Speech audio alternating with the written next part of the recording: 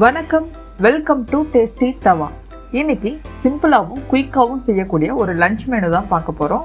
தயிர் சாதமும் அதுக்கு காம்பினேஷனாக சேனக்கிழங்கு ரோஸ்ட் எப்படி செய்கிறதுன்னு பார்க்கலாம் வாங்க. ஃபஸ்ட்டு சாதம் வடிச்சிடலாம். ஒரு கப் சாதம் 200 கிராமுக்கு கொஞ்சம் கம்மியாக இருக்கும். அரை மணி நேரமாக ஊற வச்சு கழுவி எடுத்திருக்கேன். அதை ப்ரெஷர் குக்கரில் போட்டு வேக வச்சிடலாம். ஒரு கப் சாதத்துக்கு 3 கப் தண்ணி.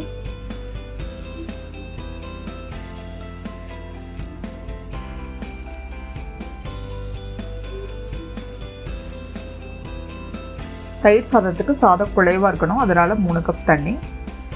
இதை மீடியம் ஃப்ளேமில் 4 விசில் வரைக்கும் வேக வச்சு எடுத்துடலாம்.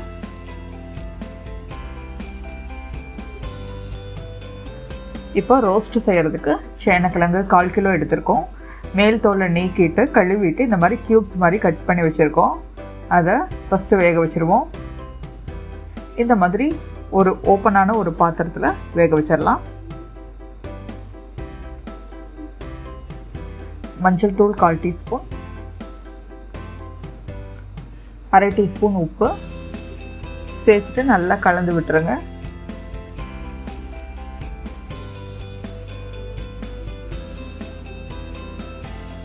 பத்து நிமிஷம் நல்லா ஹை ஃப்ளேமில் கொதிக்கட்டும்.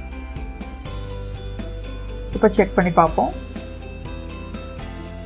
ஒரு பீஸ் எடுத்து கட் பண்ணி பார்த்தா இந்த மாதிரி ஸ்ட்ரிஃபாகவும் இருக்கணும், ஸ்மூத்தாக கட் ஆகணும். இது கரெக்டான பதம் ரோஸ்ட்டுக்கு. இப்போது சேனக்கிழங்கெல்லாம் தனியாக எடுத்துடலாம். இப்போ ரோஸ்ட் பண்ணிடலாம். 2 டேபிள் ஸ்பூன் எண்ணெய் ஊற்றிக்கிறோம்.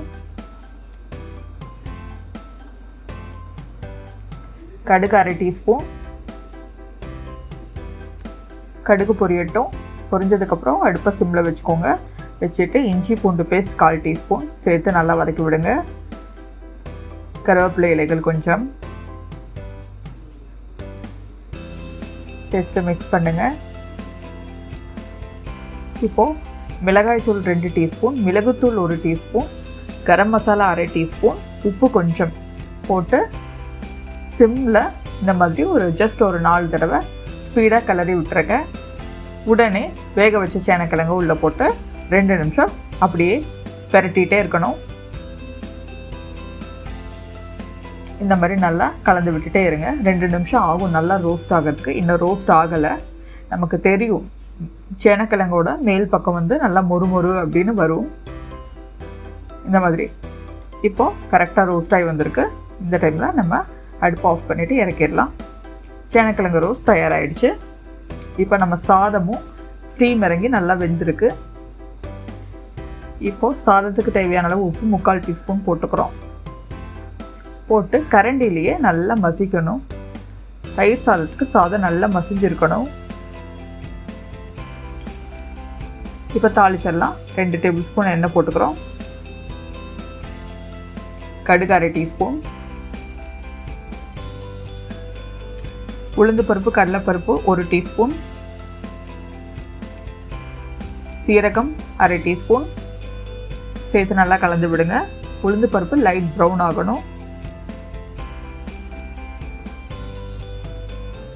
இப்போ லைட் ப்ரௌன் ஆகிடுச்சு. இப்போது பச்சை மிளகாய் 2, வரமிளகாய் 2 போட்டு மிக்ஸ் பண்ணிக்கலாம். துருவின இஞ்சி 1 டீஸ்பூன் நல்லா மிக்ஸ் பண்ணிக்கோங்க. இஞ்சி நல்லா எண்ணெயில் வதங்கணும். கருவேப்பிலை இலைகள் கொஞ்சம் நல்லா மிக்ஸ் பண்ணி விடுங்க. கருவேப்பிலை இலைகள் எண்ணெயில் நல்லா வதக்கணும், அப்போ தான் மணமாக இருக்கும்.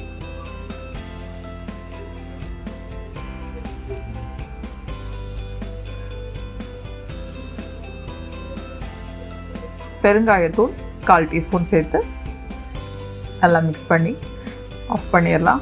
ஸ்டவ் ஆஃப் பண்ணிடலாம்.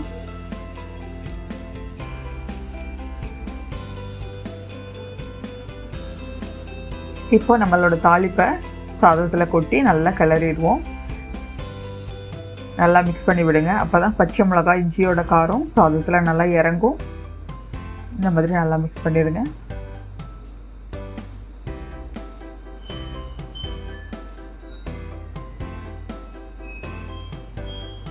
இப்போ சாதமும் நல்லா ஆறிடுச்சு. சாதம் ஆறுனதுக்கப்புறம் தான் தயிர் சேர்க்கணும்.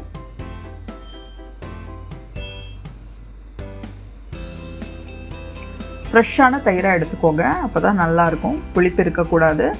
இப்போ இந்த சாதத்துக்கு அளவாக ஒரு 4 கப் அளவுக்கு தயிர் சேர்க்குறோம்.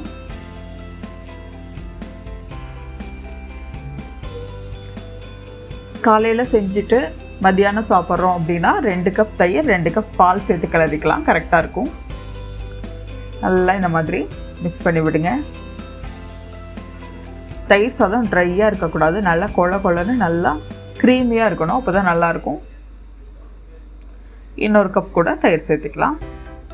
இந்த ஸ்டேஜில் உப்பு சரி பார்த்துக்கோங்க, பத்தலைன்னா போட்டு கலக்கிக்கலாம்.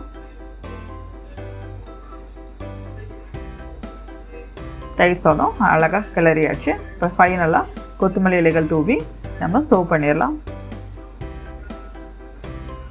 ரொம்ப சிம்பிளாகவும் குயிக்காகவும் ஒரு சூப்பரான லஞ்ச் தயாராகிடுச்சு. தயிர் சாதமும் சேனக்கிழங்கு ரோஸ்ட்டும். கண்டிப்பாக நீங்கள் உங்கள் வீட்டில் ட்ரை பண்ணி பாருங்கள். உங்களோட கமெண்ட்ஸை எங்களோட ஷேர் பண்ணிக்கோங்க.